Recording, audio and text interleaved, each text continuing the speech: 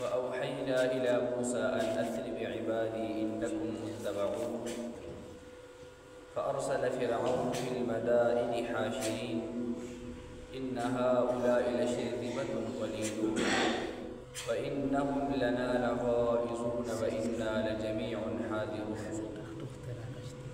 دلسم سپارہ سورة الشعراء آیت نمبر 50. پدې کې ذکر د فرعون د غرق کېدو او د بني اسرائیل د نجات دی. فرعون ته حضرت موسی علیه السلام معجزات وړاندې کړل،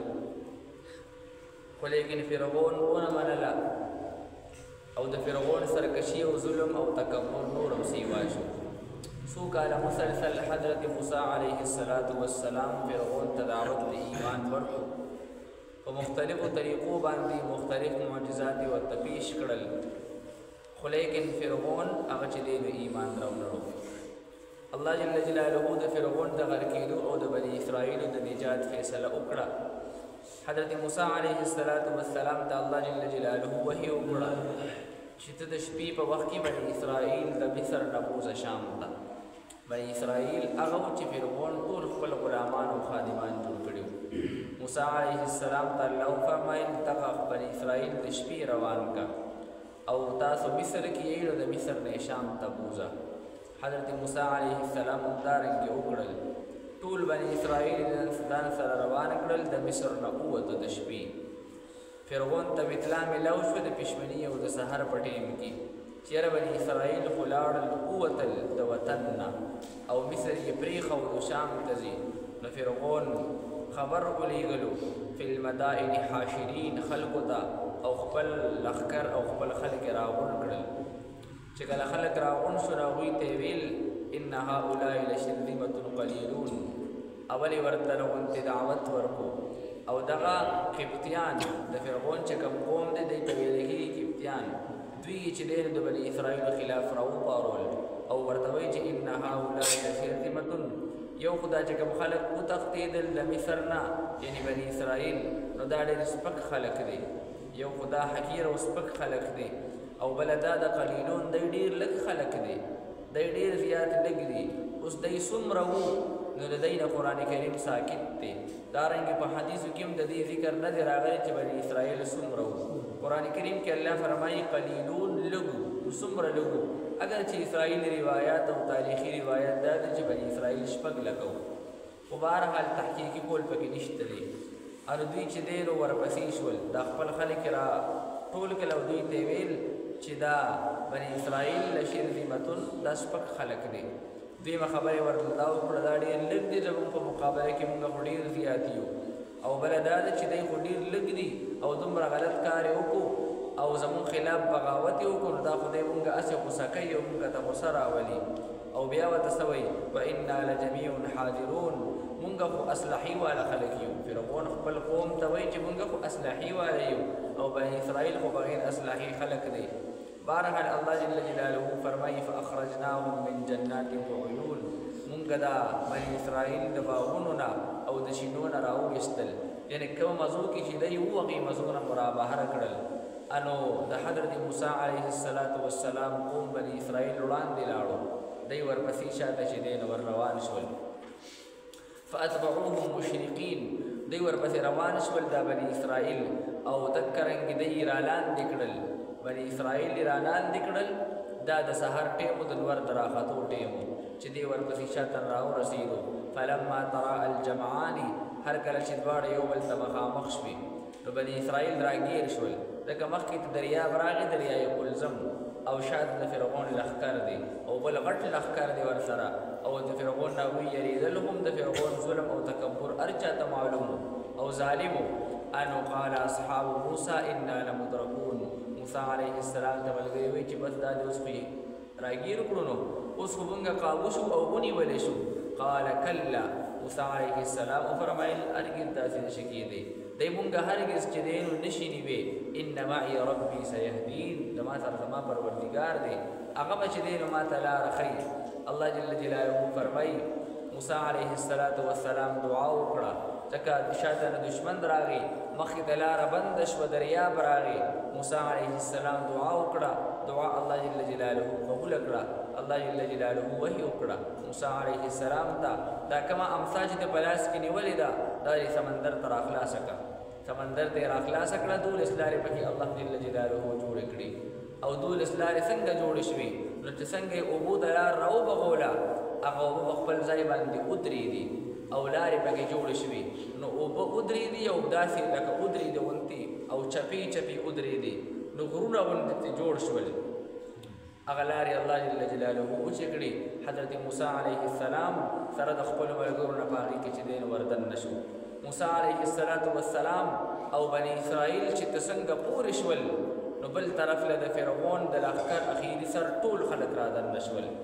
یعنی دی ته نه ووتله هغې پکې رادن نه شول هغه وخت کې الله جل جلاله اوبه را روانې کړې خو الله جل جلاله ودرولې وي خو لیکن چې ټول قبطیان د فرعون لښکر پکې رادن نه شو اوبه الله جل جلاله را روانې کړې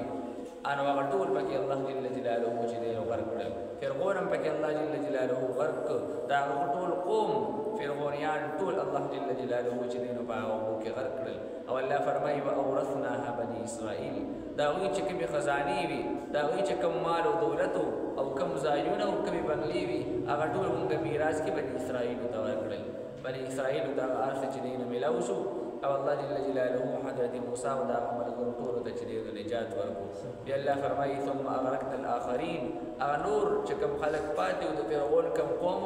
هغه ټول مو چې دی نو غرق کړل نو دا د فرعون مقابله د حضرت موسی علیه السلام سره وه الله جل جلاله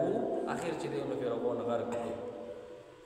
الله جل جلاله ارشاد فرمایي واوحینا الی موسی او وحی وکړه مونږ موسی علیه السلام ته ان اسری بعبادی او وحی ورلدا وکړه دا چې بوزه ته بندګان زما د شپې بوزه دا چې د شپې بوزه بندګان زما انکم متبعون بېشکه دا بني اسرائیل تاسو پسې به درشي یعنی دا بني اسرائیل دا فرعونیان تاسو پسې به چې دی نو درځي انکم متبعون ستاسو اتباع به کولی شي یعنی چې کله تاسو وځئ او تاسو شام ته ځئ نو دا فرعونیان به درپسې خامخا راځي فارسل فرعون فوليګلو فرعون فی المدائن فخارونو کې حاشرین راجمع کوونکي د لښکر یعنی خلکو ته خبر ورکو او خپل لښکر یې راغونډې کړي ان هؤلاء لشرذمة قلیلون او بیا څه وایي بېشکه د بني اسرائیل دا یوه ډله ده لږه قلیلون دا یوه ډله ده لشرذمة قلیلون لږه یعنی دا خو لږونتې خلک دی وانهم لنا لغائظون او بېشکه دوی مونږ لره غوسه کړي یو یعنی دی خامخا مونږ لره غوسه راوستونکي دي چې داسې کارونه کوي وانا لجمیع حاضرون او بېشکه مونږ خامخا یوه ډله اسلحه لرونکي یو مونږ سره خو اسلحه شته او د دې مقابله کې مضبوط یو فاخرجناهم من جنات وعیون پس راوستل مونږ دوی لره یعنی بني اسرائیل د باغونو نه او د چشمو نه وکنوز او د خزانو نه ومقام کریم او د ځایونو عمده او ښایستهو نه د دې اعلی ځایونو نه مو چې دی نو راوویستل کذلک او هم داسې مو وکړل واورثناها بني اسرائیل او میراث کې مو ورکړل هغه ځایونه بني اسرائیلو ته فاتبعوهم مشرکین پس روان شول دوی یعنی دا بني اسرائیل پسې دوی روان شول مشرکین د نمرختو په وخت کې یعنی دی چې کله هغوی را لاندې کړل انو هغه د نمرختو وختو فلما ترى الجمعان پس هر کله چې ولیدلو دواړو ډلو یو بل ولیدلو قال اصحاب موسی انو وویل ملګرو د موسی علیه السلام انا لمدرکون بېشکه مونږ خامخا ونیولی شو مونږ خو لاندې کړی شو بس دا دې راورسېدل راپسې قال کلا وفرمایل موسی علیه السلام هرګز مو نشي نیولی دی مونږ نشي رانیوی ان معي ربي سیهدین بېشکه د ما سره رب زما دی او هغه به خامخا ما ته لاره ښایي ما ته به هغه چې دی نو خامخا لاره ښایي فاوحینا الى موسی موسی علیہ السلام دعا وکړه چې شاتم دشمن دی مخکم دریاب دلار بند دا یا الله سبکیږي فاوحینا الى موسی پس وحی وکړه موږ موسی علیہ السلام ته ان اضرب بعصاك البحر دا چې وها پدې همسا خپل سره دریاب لرا دا خپل ډنګوري دریاب تر وغوا فانفلق ان اوشاودل دریاب فكان كل فرق انو شوا هر حصہ كالطود العظیم لك غرلوی ابو ادری دی او داسې ادری دی لارې پکې جوړې شوي چې د لارو مینځ کې کمزایو او اوبه داسې شوي لکه یو لوی غر دی نه جوړ شو ثم وازلفنا بیا مرانږدې کړل ثم الاخرین دغه ځای ته نور قوم یعنې ټول فرعونیان په هغه اوبو کې چې دی الله جل جلاله هلاک کړل وانجینا موسی او نجات ورکړو موږ موسی علیه السلام ته ومن معه اجمعین او هغه چاته چې د سره ټولو ته